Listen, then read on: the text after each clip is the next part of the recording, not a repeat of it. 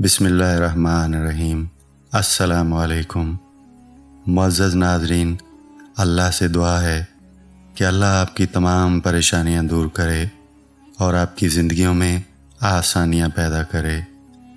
لاکھوں کروڑوں درود و سلام نبی کریم صلی اللہ علیہ وآلہ وسلم کی ذات اقدس پر۔ ناظرین کرام، بڑھتے ہیں آج کے واقعہ کی طرف۔ آج کا واقعہ مسجد کے ایک مولوی اور ایک طوائف کا واقعہ ہے۔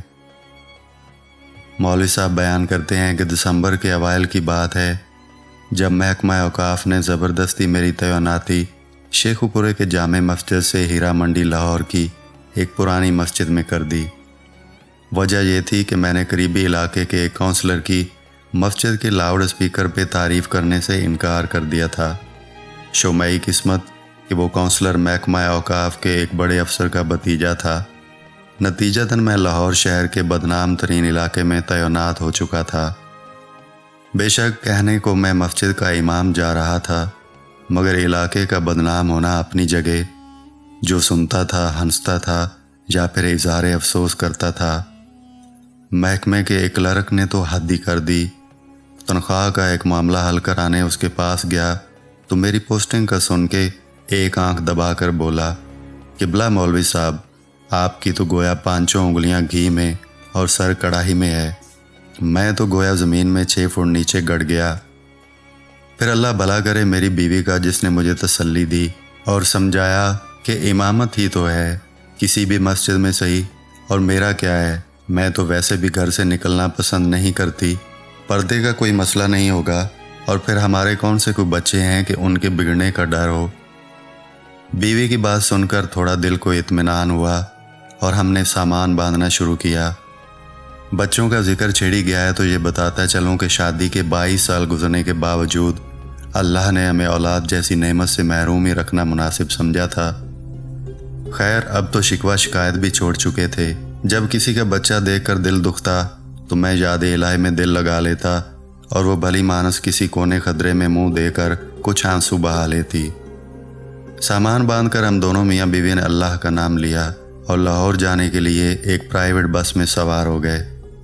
بادامی باغ اڈے پہ اترے اور ہیرا منڈی جانے کے لیے سواری کی تلاش شروع کی۔ ایک تانگے والے نے مجھے پتہ بتانے پر اوپر سے نیچے تلک دیکھا اور پھر برقع میں ملبوس عورت ساتھ دے کر 40 روپے کے عوض لے جانے کی حامی بھری۔ تانگا چلا تو کوچبان نے میری ناقص معلومات میں اضافہ یہ کہہ کر کیا کہ میاں جی، جہاں آپ کو جانا ہے اسے ہیرا منڈی نہیں، ٹبی گلی کہتے ہیں۔ 15-20 منٹ میں ہم پہنچ گئے۔ دوپہر کا وقت تھا، شاید بازار کھلنے کا وقت نہیں تھا۔ دیکھنے میں تو عام سا محلہ تھا، وہی ٹوٹی پھوٹی گلیاں، میلے کرتوں کے غلیظ دامن سے ناک پونچھتے ننگ دڑنگ بچے، نالیوں میں کالا پانی اور کوڑے کے ڈھیروں پہ منڈلاتی بے حساب مکھیاں، سبزیوں پھلوں کے ٹھیلے والے اور ان سے بحث کرتی کھڑکیوں سے آدھی باہر لٹکتی عورتیں۔ فرق تھا تو صرف اتنا کہ پان، سگریٹ اور پھول والوں کی دکانیں کچھ زیادہ تھیں۔ دکانیں تو بند تھیں مگر ان کے نئے پرانے بورڈ اصل کاروبار کی خبر دے رہے تھے۔ مسجد کے سامنے تانگا کیا رکا، محلے والوں کی تو عید ہو گئی۔ پتہ نہیں کن کن کونے خدروں سے بچے اور عورتیں نکل کر جمع ہونے لگے۔ ملی جلی آوازوں نے آسمان سر پہ اٹھا لیا۔ اب نیا مولوی آیا ہے، بیوی بھی ساتھ ہے، پچھلے والے سے تو بہتر ہی ہوگا۔ کیا پتہ لگتا ہے بہن، مرد کا کیا اعتبار ہے۔ ہاں صحیح کہتی ہے تو، داڑھی والا مرد تو اور بھی خطرناک ہوتا ہے۔ عجیب طوفان بدتمیزی تھا۔ مکالموں اور فکروں سے یہ معلوم پڑتا تھا کہ جیسے طوائفوں کے محلے میں مولوی نہیں، شرفاء کے محلے میں کوئی طوائف وارد ہوئی ہو۔ اس سے پہلے کہ میرے ضبط کا پیمانہ لبریز ہوتا، خدا خوش رکھے غلام شبیر کو، جو مولوی صاحب کرتا دوڑا ہے اور ہجوم کو وہاں سے بھگا دیا۔ پتہ چلا کہ مسجد کا خادم ہے اور عرصہ 25 سال سے اپنے فرائض منصبی نہایت محنت اور دیانتداری سے ادا کرتا آ رہا ہے۔ بھائی طبیعت خوش ہوگی اس سے مل کے۔ دبلا پتلا پکی عمر کا مرد، لمبی سفید داڑھی، صاف ستھرا سفید پاجامہ کرتا، کندھے پہ 4 خانے والا سرخ و سفید انگوچھا، پیشانی پہ محراب کا کالا نشان، سر پہ سفید ٹوپی اور نیچی نگاہیں، سادہ اور نیک آدمی، اور منہ پہ شکایت کا ایک لفظ نہیں۔ بوڑھا آدمی تھا، मगर कमाल का हौसला व हिम्मत रखता था। सामान संभालते और घर को ठीक करते हफ्ता 10 दिन लग गए। घर क्या था, 2 कमरों का क्वार्टर था, मस्जिद से मुत्तसिल था, एक छोटा सा बावर्ची खाना, एक उससे भी छोटा गुस्ल खाना और बैतुल खला और एक नन्ना मुन्ना सा सहन। बहरहाल हम मियाँ बीवी को बड़ा घर किस लिए चाहिए था, हमारे लिए ये काफ़ी था। बस इर्द गिर्द की इमारतें ऊंची होने की वजह से तारीकी बहुत थी। दिन 12 बजे भी शाम का सा धुंधलुका छाया रहता था। घर ठीक करने में गुलाम शब्बीर ने बहुत हाथ बटाया। सफाई करने से दीवारें चूना करने तक, थोड़ा कुरीदने पे पता चला कि यहाँ आने वाले हर इमाम मस्जिद के साथ गुलाम शब्बीर घर का काम भी करता था। बस तनख्वाह के नाम पे गरीब 2 वक्त का खाना मांगता था और रात को मस्जिद ही में सोता था। यूँ उसको रहने की जगह मिल जाती थी और मस्जिद की हिफाजत भी हो जाती थी। एक बात जब से मैं आया था दिमाग में खटक रही थी, सो एक दिन गुलाम शब्बीर से पूछ ही लिया, मियाँ ये बताओ कि पिछले इमाम मस्जिद के साथ क्या माजरा गुजरा। वो थोड़ा हिचकिचाया और फिर एक तरफ ले गया कि बेगम के कान में आवाज़ न पड़े। मियाँ जी अब क्या बताऊँ आपको, जवान आदमी थे और गैर शादीशुदा भी। मोहल्ले में भला हुस्न की क्या कमी है, बस दिल आ गया कि लड़की पे। लड़की के दलाल भला कहाँ जाने देते थे सोने की चिड़िया को। पहले तो उन्होंने मौलाना को समझाने बुझाने की कोशिश की, फिर डराया धमकाया, लेकिन मौलाना नहीं माने।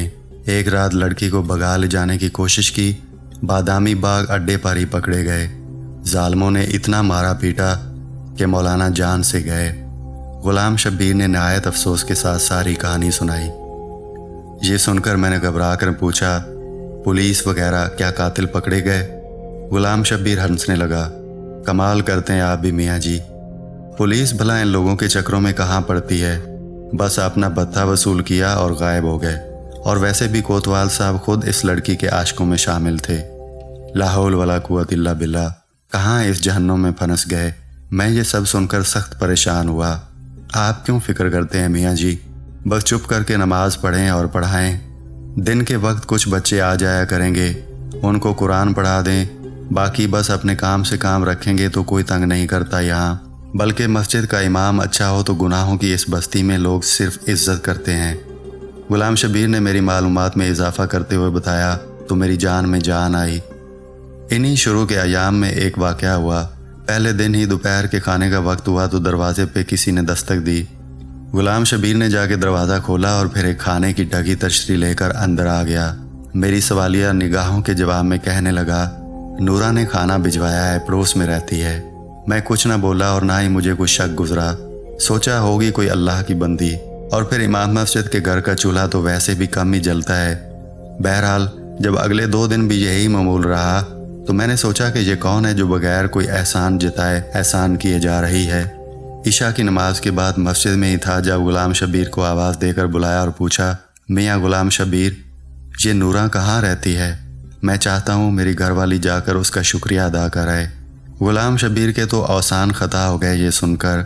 मियाँ जी बीबी नहीं जा सकती जी वहाँ। मैंने हैरानी से मज़ीद इस्तफसार किया तो गोया गुलाम शब्बीर ने पहाड़ ही तोड़ दिया मेरे सर पे। मियाँ जी उसका पूरा नाम तो पता नहीं है, मगर सब उसको नूरा कंजरी के नाम से जानते हैं। पेशा करती है जी, पेशा करती है यानी तवाइफ है, और तुम हमें उसके हाथ का खिलाते रहे हो। अस्तगफिरुल्लाह अस्तगफिरुल्लाह, मैंने अफसोस करते हुए कहा। गुलाम शब्बीर मेरा गुस्सा देखकर कुछ शर्मसार हुआ। थोड़ी देर बाद हिम्मत करके बोला, मियाँ जी यहाँ तो सब ऐसे ही लोग रहते हैं, इनके हाथ का नहीं खाएंगे तो मुस्तकिल चूल्हा जलाना पड़ेगा, जो आपकी तनख्वाह में मुमकिन नहीं। ये सुनकर मेरा गुस्सा और तेज़ हो गया। हम शरीफ लोग हैं गुलाम शब्बीर, भूखे मर जाएंगे मगर तवाइफ के घर का नहीं खाएंगे। मेरे तेवर देखकर गुलाम शब्बीर कुछ न बोला, मगर उस दिन के बाद से नूरा कंजरी के घर से खाना कभी ना आया। जिस मस्जिद का मैं इमाम था, अजीब बात यह थी कि उसका कोई नाम नहीं था, बस टिब्बी मस्जिद के नाम से मशहूर थी। एक दिन मैंने गुलाम शब्बीर से पूछा कि मियाँ नाम क्या है इस मस्जिद का?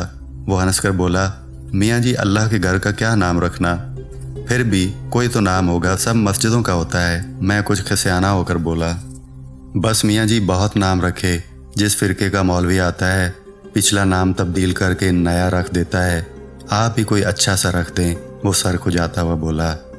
मैं सोच में पड़ गया, गुनाहों की इस बस्ती में इस वाहिद मस्जिद का क्या नाम रखा जाए। یہ سوچتے سوچتے میرے ذہن میں ایک نام آیا۔ میں نے کہا کہ اس مسجد کا نام موتی مسجد ٹھیک رہے گا، گناہوں کے کیچڑ میں چمکتا پاک صاف موتی۔ دل ہی دل میں نے مسجد کے نام کا فیصلہ کیا اور اپنی پسند کو داد دیتا اندر کی جانب بڑھ گیا، جہاں بیوی کھانا لگائے میری منتظر تھی۔ اب بات ہو جائے قرآن پڑھنے والے بچوں کی۔ تعداد میں 11 تھے اور سب کے سب لڑکے تھے۔ ملی جلی عمروں کے 5 سے 11-12 سال کی عمر کے تھے۔ تھوڑے شرارتی ضرور تھے مگر اچھے بچے تھے۔ نہا دھو کے اور صاف ستھرے کپڑے پہن کر آتے تھے۔ 2 گھنٹے سپارہ پڑھتے تھے اور پھر باہر گلی میں کھیلنے نکل جاتے۔ کون تھے، کس کی اولاد تھے، نہ میں نے کبھی پوچھا نہ کسی نے بتایا۔ لیکن پھر ایک دن غضب ہو گیا۔ قرآن پڑھنے والے بچوں میں ایک بچہ نبیل نام کا تھا۔ یوں تو اس میں کوئی خاص بات نہ تھی، لیکن بس تھوڑا زیادہ شرارتی تھا۔ تلاوت میں دل نہیں لگتا تھا، بس آگے پیچھے ہلتا رہتا اور کھیلنے کے انتظار میں لگا رہتا۔ میں بھی درگزر سے کام لیتا کہ چلو بچہ ہے، لیکن ایک دن ضبط کا دامن میرے ہاتھ سے چھوٹ گیا۔ اس دن صبح ہی سے میرے سر میں ایک عجیب درد تھا۔ غلام شبیر سے مالش کرائی، پیراڈول کی 2 گولیاں بھی کھائیں، مگر درد زور آور بیل کی مانند سر میں چنگاڑتا رہا۔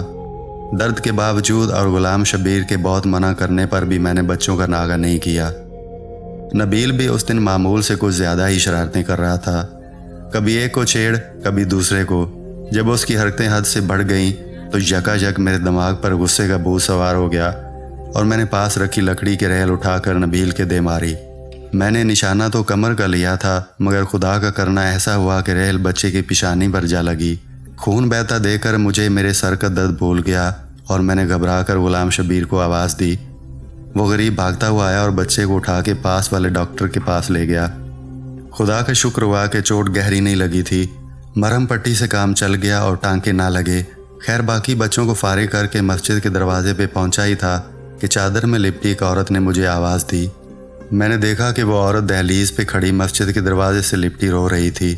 40-45 کا سن ہوگا، معمولی شکل و صورت، سانولا رنگ اور چہرے پہ پرانی چیچک کے گہرے داغ، آنسوں میں ڈوبی آنکھیں اور گالوں پر بہتا کالا سرما، زیور کے نام پہ کانوں میں لٹکتی سونے کی ہلکی سی بالیاں اور ناک میں چمکتا سستا سرخ نگ کا لونگ۔ چادر بھی سستی مگر صاف ستھری اور پاؤں میں ہوائی چپل تھی۔ کیا بات ہے بی بی، کون ہو تم؟ میں نے حیرانگی سے اس سے پوچھا۔ میں نورا ہوں مولوی صاحب، اس نے چادر کے پلو سے ناک پونچھتے ہوئے کہا۔ نورا کنجری؟ میرے تو گویا پاؤں تلے زمین ہی نکل گئی۔ میں نے ادھر ادھر غلام شبیر کی تلاش میں نظریں دوڑائیں، مگر وہ تو نبیل کی مرہم پٹی کرا کے اس کو اس کے گھر چھوڑنے کے بہانے نہ جانے کہاں غائب ہو گیا تھا۔ جی نورا کنجری، اس نے نظریں جھکایا، اپنے نام کا اقرار کیا۔ مجھے کچھ دیر کے لیے اپنے منہ سے نکلنے والی اس کی گالی جیسی عرفیت پہ شرمندگی ہوئی، مگر پھر خیال آیا کہ وہ طوائف تھی اور اپنی بری شہرت کی خود ہی ذمہ دار تھی۔ شرمندگی اس کو ہونی چاہیے تھی، مجھے نہیں۔ پھر اچانک مجھے احساس ہوا کہ میری موتی جیسی مسجد میں اس طوائف کا ناپاک وجود کسی غلاظت سے کم نہیں تھا۔ باہر نکل کر کھڑی ہو بی بی، مسجد کو گندہ مت کرو۔ میں نے نفرت سے باہر گلی کی جانب اشارہ کیا۔ اس نے کچھ اس حیرانگی سے آنکھ اٹھا کے میری طرف دیکھا کہ جیسے اسے مجھ سے اس رویے کی امید نہ تھی۔ ڈبڈبائی آنکھوں میں ایک لمحے کے لیے کسی انکئی فریاد کی لو بڑکی، لیکن پھر کچھ سوچ کر اس نے آنسوں کے پانی میں احتجاج کے ارادے کو غرق کیا اور بغیر کوئی اور بات کیے چلی گئی۔ میں نے بھی اس کو نہ روکا، پتہ نہیں کس ارادے سے آئی تھی۔ اتنی دیر میں غلام شبیر بھی پہنچ گیا۔ کون تھی میاں جی، کیا چاہتی تھی؟ غالباً اس نے عورت کو جاتے ہوئے دیکھ لیا تھا، مگر دور سے شکل نہیں پہچان پایا تھا۔ میں نے کہا نورا کنجری تھی، پتہ نہیں کیوں آئی تھی، مگر میں نے وہ ڈانٹ پلائی ہے کہ آئندہ اس پاک جگہ کا رخ کبھی نہیں کرے گی۔ میں نے داد طلب نظروں سے غلام شبیر کی طرف دیکھا، مگر اس کے چہرے پر ستائش کی جگہ افسوس نے ڈیرے ڈال رکھے تھے۔ وہ بیچاری دکھوں کی ماری اپنے بچے کا گلہ کرنے آئی تھی میاں جی۔ نبیل کی ماں ہے، بچے کی چوٹ برداشت نہیں کر سکی اور آپ نے اس غریب کو اتنا ڈانٹ دیا۔ غلام شبیر نے گویا نورا کی وکالت کرتے ہوئے کہا، تو نبیل نورا کا بیٹا ہے، ایسی حرکتیں کرے گا تو سزا تو ملے گی، جیسی ماں ویسا بیٹا۔ میں نے اپنی شرمندگی کو بے ہودگی سے چھپانے کی کوشش کی۔ ایک لمحے کو خیال بھی آیا کہ بچہ تو معصوم ہے، اور پھر میں نے زیادتی بھی کی تھی، مگر پھر اپنے استاد ہونے کا خیال آیا تو سوچا کہ بچے کی بھلائی کے لیے ہی تو مارا ہے، کیا ہوا؟ اور پھر ایک طوائف کو کیا حق حاصل کہ مسجد کے امام سے شکایت کر سکے؟ کتنے بچے ہیں نوراں کے؟ میں نے بات کا رخ بدلنے کی کوشش کی۔ مسجد میں پڑھنے والے سب بچے نوراں کے ہیں میاں جی، اس کے علاوہ ایک گود کا بچہ بھی ہے۔ بس اس محلے میں صرف نوراں اپنے بچوں کو مسجد بھیجتی ہے، باقی سب لوگوں کے بچے تو آوارہ پھرتے ہیں۔ غلام شبیر کی آواز میں پھر نوراں کی وکالت گونج رہی تھی۔ میں نے بنا کر جواب دینے کا ارادہ کیا ہی تھا کہ کوتوال صاحب کی گاڑی سامنے آ کر رکی۔ خود تو پتہ نہیں کیسا آدمی تھا، مگر بیوی بہت نیک تھی۔ ہر دوسرے تیسرے روز ختم کے نام پر کچھ نہ کچھ میٹھا بھجوا دیتی تھی۔ اس دن بھی کوتوال کا اردلی جلیبیاں دینے آیا تھا۔ گرما گرم جلیبیوں کی اشتہا انگیز مہک نے میرا سارا غصہ ٹھنڈا کر دیا اور نوراں کنجری کی بات آئی گئی ہو گئی۔ یہ نبیل کو مار پڑنے کے کچھ دنوں بعد کا ذکر ہے۔ عشاء پڑھ کے میں غلام شبیر سے ایک شرعی معاملے پر بحث میں الجھ گیا تو گھر جاتے کافی دیر ہو گئی۔ مسجد سے باہر نکلے تو بازار کی رونق شروع تھی۔ بالکونیوں پر جلملاتے پردے لہرا رہے تھے اور کوٹھوں سے ہارمونیم کے سر اور طبلوں کی تھاپ کی آوازیں ہر طرف گونج رہی تھیں۔ پان، سگریٹ اور پھولوں کی دکانوں پر بھی دھیرے دھیرے رش بڑھ رہا تھا۔ اچانک میری نظر نوراں کے گھر کے دروازے پر جا پڑی۔ وہ باہر ہی کھڑی تھی اور ہر آتے جاتے مرد سے ٹھٹے مار مار کر گپیں لگا رہی تھی۔ آج تو اس کا روپ ہی دوسرا تھا۔ گلابی رنگ کا چست سوٹ، پاؤں میں سرخ گرگابی، ننگے سر پہ اونچا جوڑے میں پروئے ہوئے موتیوں کے پھول، میک اپ سے لدا چہرہ، گہری شوخ لپسٹک، آنکھوں میں مسکارا اور مسکارے کی اوٹ سے جھانکتی ننگی دعوت۔ لا حول ولا قوت الا باللہ۔ میں نے تنزیہ نگاہوں سے غلام شبیر کی جانب دیکھا۔ آخر وہ نوراں کا وکیل جو تھا۔ چھوڑیے میاں جی، عورت غریب ہے اور دنیا بڑی ظالم۔ اس نے گویا بات کو ٹالنے کی کوشش کی، مگر میں اتنی آسانی سے جان چھوڑنے والا نہیں تھا۔ یہ بتاؤ میاں، جب اس کے گاہک آتے ہیں تو کیا بچوں کے سامنے ہی؟ میں نے معنی خیز انداز میں اپنا سوال ادھورا ہی چھوڑ دیا۔ میاں جی، ایک تو اس کے بچے صبح اسکول جاتے ہیں اور اس لیے رات کو جلدی سو جاتے ہیں، دوسرا مہمانوں کے لیے باہر سین میں کمرہ الگ رکھا ہے۔ غلام شبیر نے ناگوار سے لہجے میں جواب دیا۔ استغفر اللہ، استغفر اللہ۔ میں نے گفتگو کا سلسلہ وہی ختم کرنا مناسب سمجھا، کیونکہ مجھے احساس ہو چکا تھا کہ غلام شبیر کے لہجے سے چانکتی ناگواری کا رخ نوراں کی جانب نہیں تھا۔ اس کے بعد نوراں کا ذکر میرے سامنے تب ہوا جن دنوں میں اپنے اور زوجہ کے لیے حج بیت اللہ کی غرض سے کاغذات بنوا رہا تھا۔ اس غریب کی بڑی خواہش تھی کہ وہ اور میں اللہ اور اس کے نبی پاک صلی اللہ علیہ وسلم کی خدمت میں پیش ہوں اور اولاد کی دعا کریں۔ میرا بھی من تھا کہ کسی بہانے مکے مدینے کی زیارت ہو جائے، نام کے ساتھ حاجی لگا ہو تو شاید محکمے والے کسی اچھی جگہ تبدیلی کر دیں۔ زوجہ کا ایک بھانجا انہی دنوں وزارت مذہبی امور میں کلرک تھا۔ اس کی وساطت سے درخواست کی قبولی کی کامل امید تھی۔ کاغذات فائل میں اکٹھے کیے ہی تھے کہ غلام شبیر ہاتھ میں کچھ اور کاغذات اٹھائے پہنچ گیا۔ میاں جی، ایک کام تھا آپ سے، اجازت دیں تو عرض کروں؟ اس نے ہچکچاتے ہوئے کہا۔ ہاں ہاں میاں، کیوں نہیں، کیا بات ہے؟ میں نے داڑھی کے بالوں میں انگلیوں سے کنگھی کرتے ہوئے اس کو بیٹھنے کا اشارہ کیا۔ میاں جی، آپ کی تو وزارت میں واقفیت ہے، ایک اور حج کی درخواست بھی جمع کرا دیں۔ اس نے ہاتھ میں پکڑے کاغذات میری جانب بڑھائے۔ دیکھو میاں غلام شبیر، تم اچھی طرح جانتے ہو کہ میں گھر بار تمہارے ذمہ چھوڑ کر جا رہا ہوں، اور پھر تمہارے پاس حج کے لیے پیسے کہاں سے آئے؟ میں نے کچھ برہمی سے پوچھا۔ نہیں نہیں میاں جی، آپ غلط سمجھے، یہ میری درخواست نہیں ہے، نوراں کی ہے، اس نے سہم کر کہا۔ کیا میاں، ہوش میں تو ہو؟ نوراں کنجری اب مکے مدینے جائے گی، اور وہ بھی اپنے ناپاک پیشی کی رقم سے۔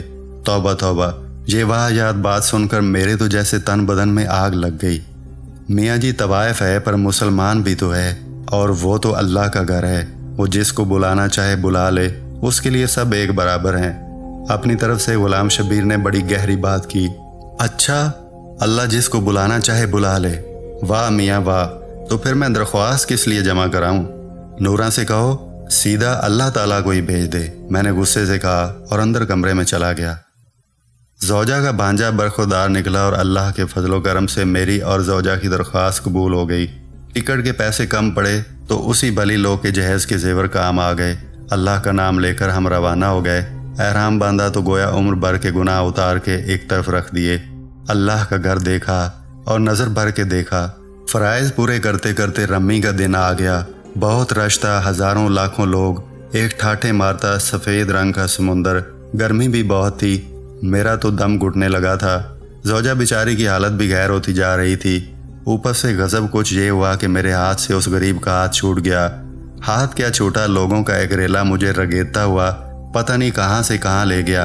अजब हालात थे, किसी को दूसरे का ख्याल नहीं था, हर कोई बस अपनी जान बचाने के चक्कर में था। मैंने भी लाख अपने आप को संभालने की कोशिश की, मगर मेरा पैर रपट गया। मैं नीचे क्या गिरा, एक अजाब नाज़िल हो गया। एक ने मेरे पेट पर पैर रखा तो दूसरे ने मेरे सर को पत्थर समझकर ठोकर मारी। मौत मेरी आंखों के सामने नाचने लगी। मैंने कलमा पढ़ा और आंखें बंद कर लीं। उसी वक्त किसी अल्लाह के बंदे ने मेरा दायां हाथ पकड़ के खींचा और मुझे सहारा देकर खड़ा कर दिया।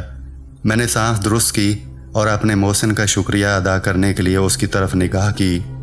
एक लम्हे के लिए मुझे ऐसा लगा जैसे मुझ पे कोई बिजली गिर पड़ी हो। क्या देखता हूँ कि मेरा हाथ मजबूती से थामे नूरा कंजरी खड़ी मुस्करा रही थी। ये नापाक औरत यहाँ कैसे आ गई? उसकी हज की दरख्वास्त किसने और कब मंजूर की? मैंने हाथ छुड़ाने की बहुत कोशिश की, मगर कहाँ साहब, एक आयनी गिरफ्त थी। मैं नहीं छुड़ा सका। वो मुझे अपने पीछे खींचती हुई एक तरफ ले गई। इस तरफ कुछ औरतें इकट्ठी थी। अचानक मेरी नज़र ज़ौजा पर पड़ी, जिसकी आंखों में आंसू थे और वो बेताब निगाहों से मजमा टटोल रही थी। हमारी नज़रें मिलीं तो सब मुसीबत भूल गई। मैं दौड़कर उस तक पहुंचा और आंसू पूछे, कहाँ चले गए थे आप? कुछ हो जाता तो? परेशानी से अल्फाज उसके गले में अटक रहे थे। बस क्या बताऊं, आज मरते मरते बचा हूं। जाने कौन सी नेकी काम आ गई। मैं तो पांव तले रौंदा जा चुका होता अगर नूरा ना बचाती। मैंने उसको तसल्ली देते हुए कहा, नूरा हमारी पड़ोसन नूरा, वो यहाँ कहाँ आ गई? आपने किसी और को देखा होगा। उसने हैरानगी से पूछा। अरे नहीं, नूरा ही थी। मैंने इधर उधर नूरा की तलाश में नजरें दौड़ाईं, मगर वो तो ना जाने कब की जा चुकी थी। बाद में भी उसको बहुत ढूंढा, मगर इतने जमे गफीर में कहाँ कोई मिलता है। खुदा खुदा करके हज पूरा हुआ और हम दोनों मियाँ बीवी वतन वापस रवाना हुए। लाहौर एयरपोर्ट पर गुलाम शबीर फूलों के हारों समेत इस्तकबाल को आया हुआ था। बहुत मुबारक बाजी, बहुत मुबारक मियाँ जी, बल्कि अब तो मैं आपको हाजी साहब कहूँगा। उसने मुस्कुराते हुए हम दोनों को मुबारकबाद दी तो मेरी गर्दन हाजी साहब का लक़ब सुनकर अकड़ गई। मैंने खुशी से सरशार होते हुए उसके कंधे पे थपकी दी और सामान उठाने का इशारा किया। टैक्सी में बैठने के बाद मैंने मस्जिद और घर की खैरियत दरियाफ्त की तो नूरा का ख्याल आ गया। मियाँ गुलाम शबीर, नूरा की सुनाओ। मेरा इशारा उसकी हज की दरख्वास्त के बारे में था। उस बेचारी की क्या सुनाऊं मियाँ जी, लेकिन आपको कैसे पता चला? उसने हैरानगी से मेरी जानब देखा। बस मुलाकात हुई थी मक्के शरीफ में। मैंने उसके लहजे में छुपी उदासी को अपनी गलत फहमी समझा। मक्के शरीफ में मुलाकात हुई थी? मजाक न करें मियाँ जी, नूरा तो आपके जाने के अगले ही दिन कत्ल हो गई थी। उसने गोया मेरे सर पर बम फोड़ा। कत्ल हो गई थी? मैंने अचंभे से पूछा। जी मियाँ जी, बेचारी ने हज के लिए पैसे जोड़ रखे थे। उस रात कोई गाहक आया और पैसों के पीछे कत्ल कर दिया गरीब को। हमें तो सुबह को पता चला जब उसके बच्चों ने उसकी लाश देखी। शोर मचाया तो सब इकट्ठे हो गए। पुलिस वाले भी पहुंच गए और उसकी लाश पोस्टमार्टम के लिए ले गए। अभी कल ही मैं मुर्दा खाने से मैयत लेकर आया हूँ। आज सुबह ही तदफीन की है उसकी। गुलाम शबीर की आवाज़ आंसुओं में भीग रही थी। कातिल का कुछ पता चला? मैं अभी भी हैरानगी की गिरफ्त में था।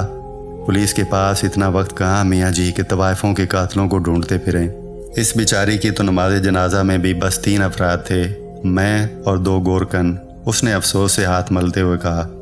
और उसके बच्चे, उनका क्या बना? मैंने अपनी आंखों में उमड़ती नमी पूछते हुए दरियाफ्त किया।